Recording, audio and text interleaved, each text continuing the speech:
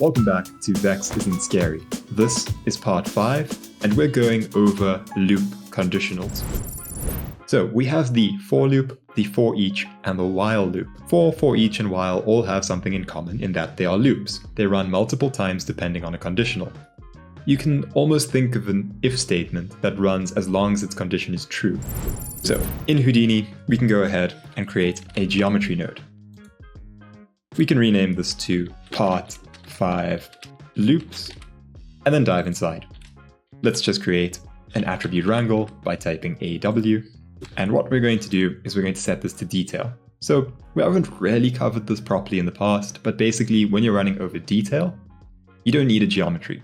What it's doing is it's creating all of your attributes as a general description. So it doesn't apply to any geometry in particular, but if we were to add geometry, that detail would still exist. So basically, it's an attribute that is independent of the geometry. So we can use this just to visualize things in our geometry spreadsheet. It'll appear over here in the geometry spreadsheet under the detail attributes. So they'll show up over here. In here, we're going to press Alt+E to bring this up. So before we get into loops, we need to tackle a new data type. This is the array. An array is a list of values of a certain data type. You can have a list of floats, or a list of strings, or vectors, or integers. Each entry in an array is known as a component. Each component is found at a certain index. For example, in an array of integers 4, 8, 3, 2, and 9, there are 5 components. Each component has an index. For example, where the component is equal to 8, in our example, the index is 1. Remember, in coding we start counting from 0, so index 1 is actually entry number 2. An array can have anywhere from 0 to near infinite components. And to create an array, we use the square bracket syntax. This lets Houdini know that we want an array. For an array variable, we do the following. Let's create an array of floats. Float my array. Now, this just looks like a normal float, but remember we mentioned the square bracket syntax. So after the variable name, you put 2 square brackets. And then you say equals, and in curly braces, you can give it some components. 0, 2.1, 5, 9.3, 8, right? And then semicolon right at the end. So this is an array. As you can see, it has multiple components. In the next line, I'm going to show you how to fetch a single value from a certain index. So let us create a test attribute so that we can see what it's actually assigning as a value. So we say @test, and now we know that that will show up in our geometry spreadsheet, equals my array, and then in your square brackets, you put the index number that you want. So if I put in here 2, and then semicolon at the end, we're expecting 0, 1, 2, we're expecting the value of 5. So if we apply and accept, then go to our geometry spreadsheet, that's exactly what we have. Our test attribute is equal to 5, which is the value at index number 2. Cool. So Alt+E, bring this back up. Now, what happens if we wanted this entire array as an attribute? We could also do that. This one, you give the data type, and then you give 2 square braces, and then you give it the name. So @test array equals, and then you just say my array. And you only use the square bracket syntax when you're initializing and when you're calling a certain index number. Over here, we don't need to use the square bracket syntax because we're not calling a particular index. So we have float array called test array, and we make it equal to my array. Apply, go over to geometry spreadsheet, and there we have it. 0, 2.1, 5, 9.3, 8, the exact same thing as my array. Great. So let's make some changes to these arrays. We can remove this @test equals my array, but we'll keep the array attribute. Here I want to show you how to change individual array components. So we say my array, and then you give it the index number, so say 3, is equal to, and then you give it a new value, so 6. And we can put a space over there, a space over there. And what this should do is change index number 3 to a value of 6. So 0, 1, 2, 3, 9.3 should become 6. And if we apply, go to our geometry spreadsheet, 9.3 is now 6. We can also add things to our array. If we say something like my array, and you give a value that is outside of the bounds of this array, this one has 0, 1, 2, 3, 4 components. So if we put 5 in here, and then we make it equal to 12, and apply, you'll see that it adds it to the end. But if we do something like my array 8 equals 3.2 or something, and then apply, it fills all of the indices between these two with zeros. So that's just the basics of arrays. Now, you may be thinking, why am I spending so much time on arrays in a loop tutorial? That's because the first loop that we're going over is the for each loop. And the for each loop is meant for running over arrays. We're going to remove everything over here except this float my array variable because we can work with it. Let's create another variable called float sum of array, and we'll make it equal to 0. Next, we can say for each as one word, float array value. Then we put a semicolon, and that may look a bit weird because we haven't done that before, where you put a semicolon in the middle of a condition, but I'll come back to that shortly. And then the array to check, my array. And then in here, we can do some code. What is this doing? Well, for each is a keyword. Now, this takes 2 arguments. I'm going to cover the second argument first. The second argument, you may notice, is our array. That's this my array variable. We're putting it here as our second argument. And then it's saying for each of the components of my array, right? So for each of the components of my array, put it into this float called array value.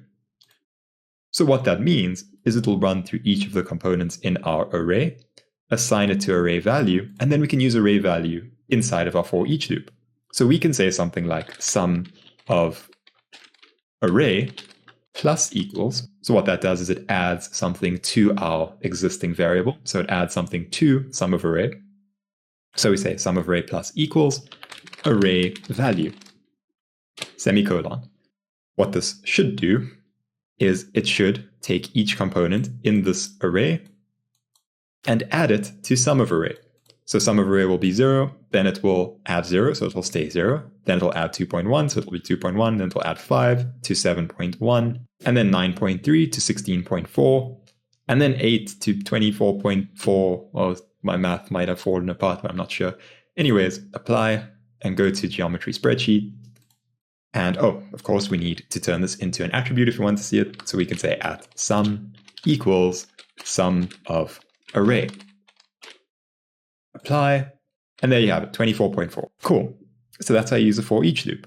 And that's useful because, for example, if you wanted to find all of the neighbors of a point and then share an attribute to them, you would put all of those point numbers into an array, and then you would say for each neighbor, maybe like infect those points or give them a value, something like that, right? You want an array of something, and you want to check how many things are in that array, but you might not know how many things are in that array. So you could use a for each to check everything in that array. So that's our for each loop done. And I hope that you can see that that's quite basic, right? All it does is it fetches things from an array, puts it into this float, and then we can work with it inside. Now, for loops are a bit different. For loops have 3 arguments. The variable in the brackets is an iteration count, rather than the value of an array or anything like that. Every time the loop runs, the iteration counter goes up until it causes the condition to be false. Then the for loop stops running. For loops run for a certain number of times. They have 3 components to their condition. The first part is variable initialization. The second is the conditional. The third part is the iteration. You can think of it as controlling the start, during, and end of the loop. So I'm sure that sounds a little bit complicated, but let's just create a for loop, and you can see exactly what I mean. We can create another attribute wrangle to the side over here, set it to detail once again, and let's actually rename these in case you want to keep this file for reference. So we can have for each and for. So in our for attribute wrangle, we're going to do a bit of a test. We're going to do int sum, and we're going to make that equal to 0. We're going to make an integer called number of iterations, and make that equal to a channel integer. We covered this in the last tutorial, chi plus a name. So we'll just call it iterations. And we can create that salon, right? So we just have this iteration over here. We can choose how many iterations we want. Let's press Alt plus E to bring this up, because now we're going to get into the for loop. So here we go. For, open brackets. We'll also do our curly braces over there, and we can fill in our 3 arguments. Firstly, we have an iteration variable that we need to initialize. So we say int iteration equals 0, semicolon, iteration less than number of iterations, semicolon, iteration plus plus. Okay, what is happening here? What we're doing is we're creating an iteration counter, right? So this could also be called something like iteration counter if you wanted, right? It's just a variable that you can create. So iteration equals 0. We're initializing it as 0. Then we're saying, as long as this value over here is less than our number of iterations, so this value over here, this variable, then run the code.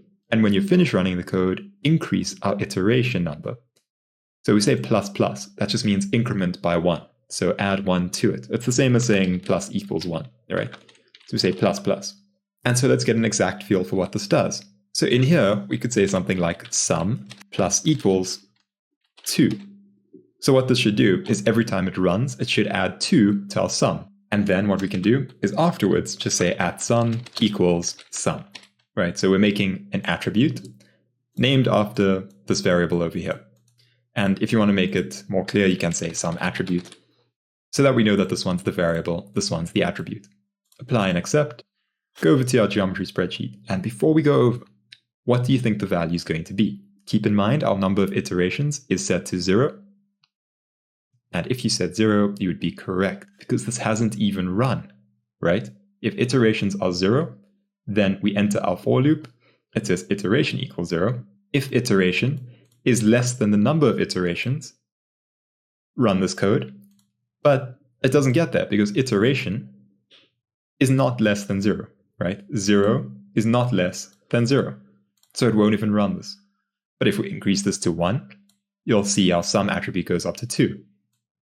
And as we push this up, this for loop will run that number of times. It'll run 8 times and add 2 to sum 8 times, right? It's the equivalent of saying this. Int iteration equals 0. If iteration is less than 8, run this code and then increment iteration up. So this middle one is almost like an if statement, right? It actually is an if statement. It's running an if statement every single time. It's saying if this is met, run the code, and then increase iteration.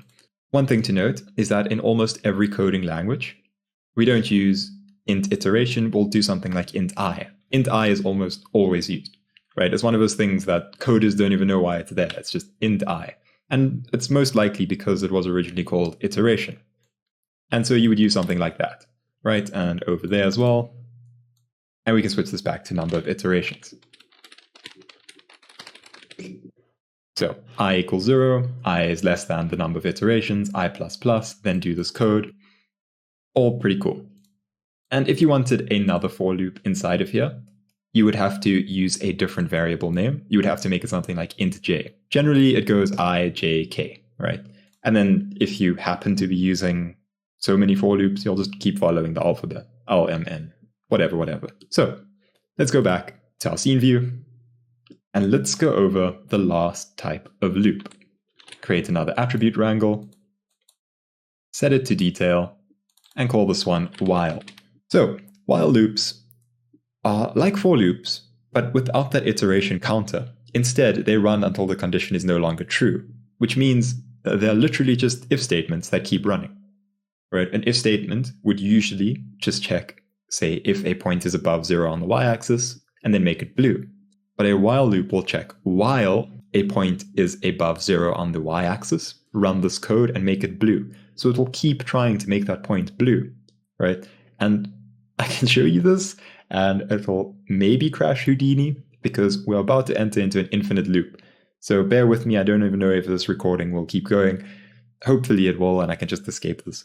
But if you say something like while 1, then at test equals 5, right? Okay, so I'm going to click away and see what this does.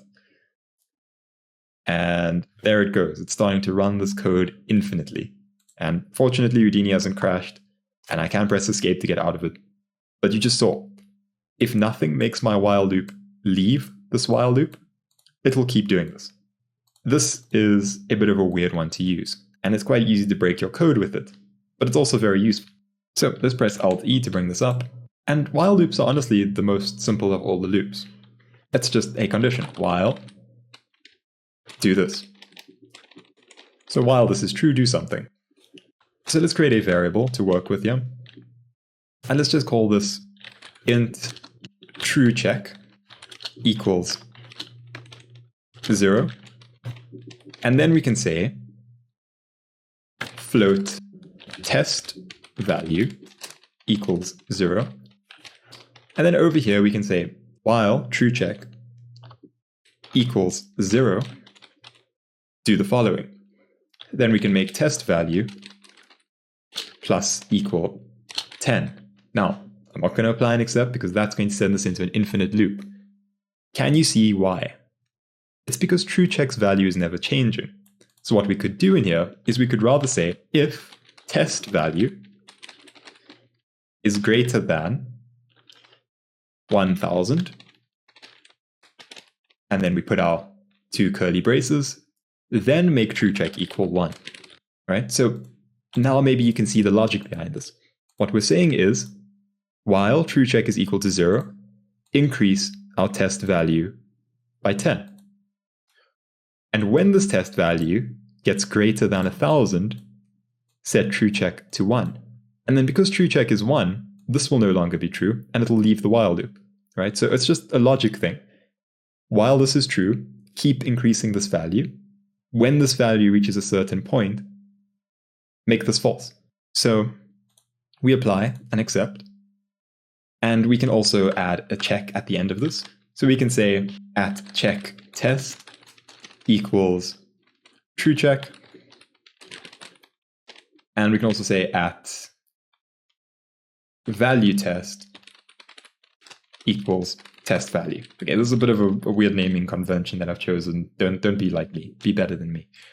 But anyways, if we go to our geometry spreadsheet, you'll see it says check test 1, right? Because this true check became 1 after this reached 1000.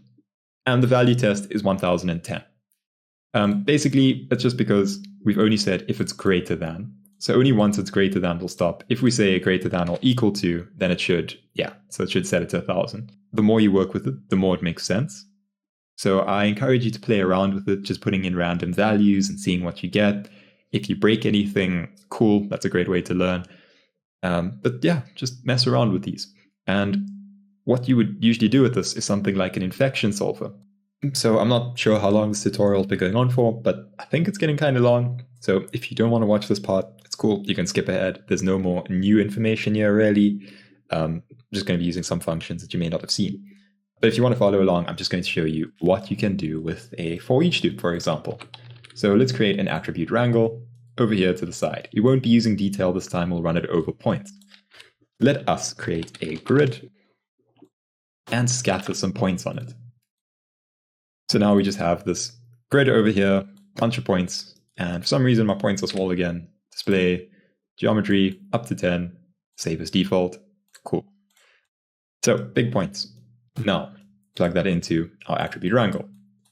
The other thing that I want to do is use an add node to add a point.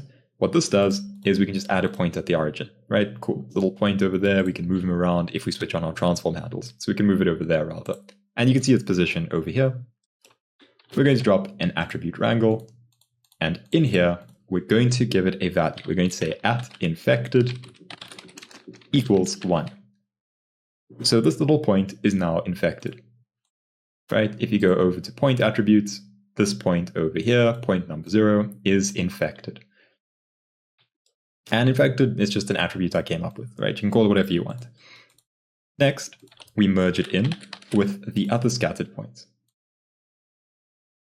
And then we feed that into our attribute wrangle. So we have this now.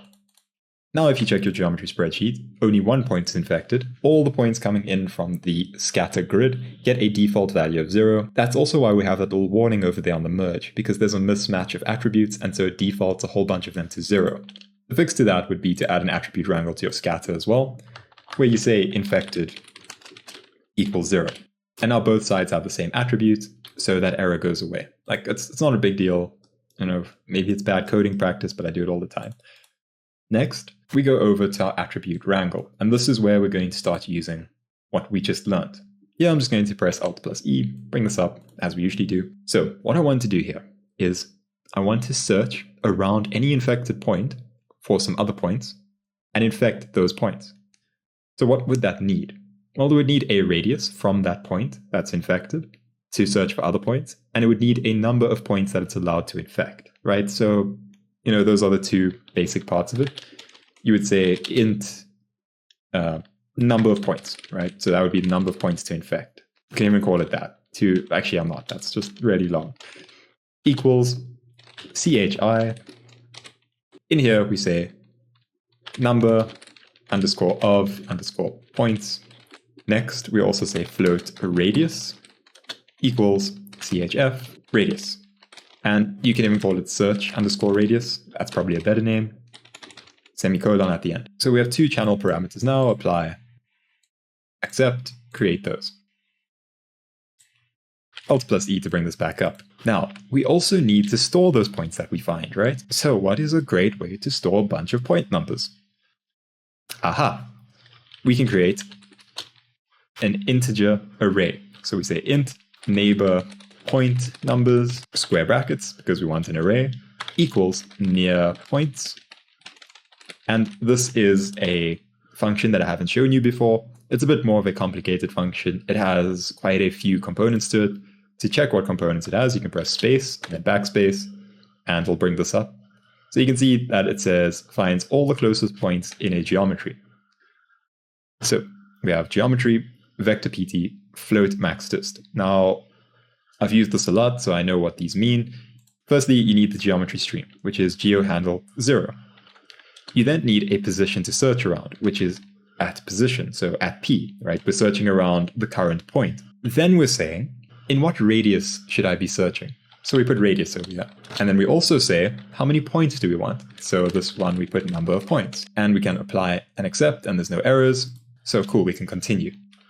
Then we want to say, for each of the neighbors that we have found, do something, right? So in here, we want to say, for each int pt, semicolon, neighbor point numbers.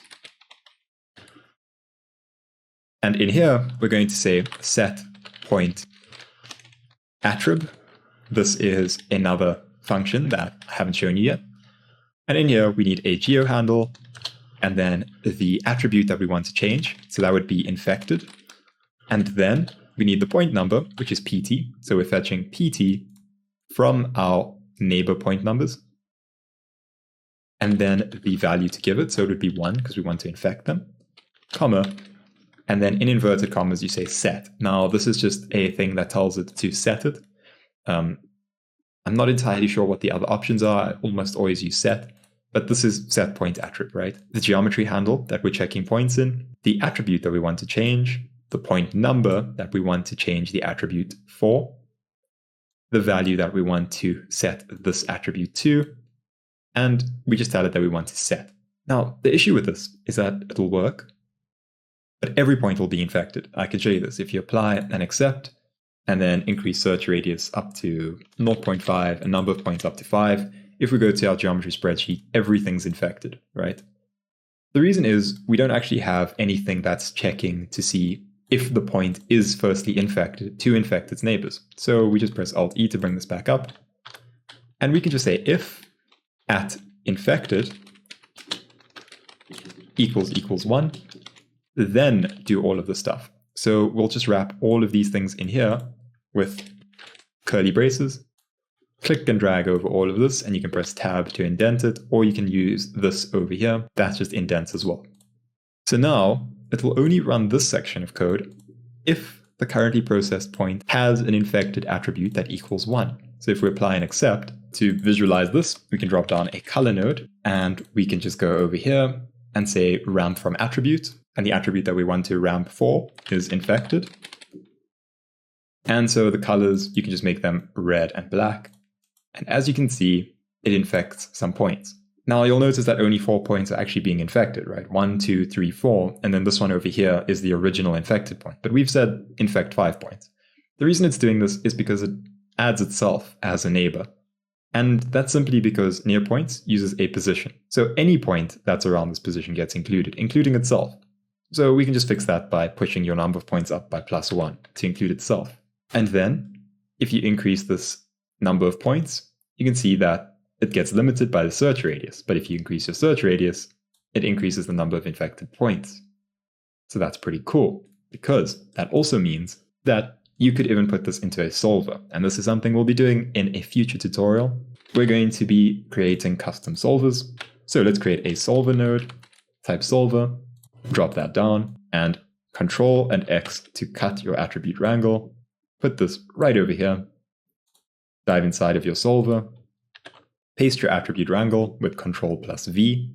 Plug your previous frame, so this purple node, into your attribute wrangle. Set the display flag on the wrangle. Jump up. And if you play this back, everything gets infected over time. And so you can change the values on here so it infects fewer points, maybe only 7 in a smaller radius. Play that back.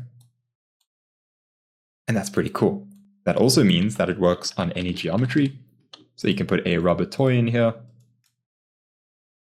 And if you bring that point a bit closer, it will infect our rubber toy. And you can give this rubber toy more points, so 50,000. And this still works. If you go into your solver, we can now decrease the search radius maybe.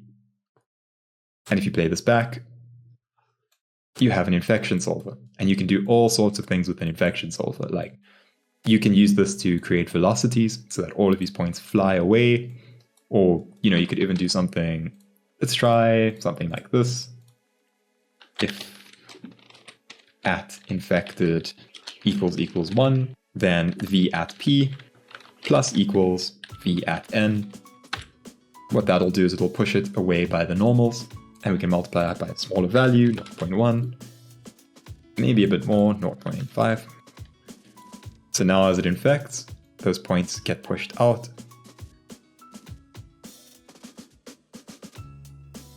And you just end up with this fat rubber toy. Anyways, it's pretty cool that you can make a infection solver with just a basic for each loop. It's nothing too crazy. All it's doing is using some functions and your for each loop. You don't have to worry about this too much. This was just a bit of a bonus thing. This is what you really want to focus on, and we'll be going over these again. We'll keep using them in tutorials, so don't worry about it too much. Anything that you don't understand, you will eventually get. It just takes a bit of repetition. So, thank you for watching. Thank you for supporting us. I hope that everyone's enjoying the series so far. I'm enjoying making it. I really enjoy this Houdini Isn't Scary series. It's a lot of fun to make, and people seem to really appreciate it. So, thank you for all of your support. We will be having a more advanced tutorial as well, a bit later this month, just for everyone who isn't really interested in the beginner stuff or the introductory stuff. So stay tuned for that. And I'll see you next time with part 6. Bye.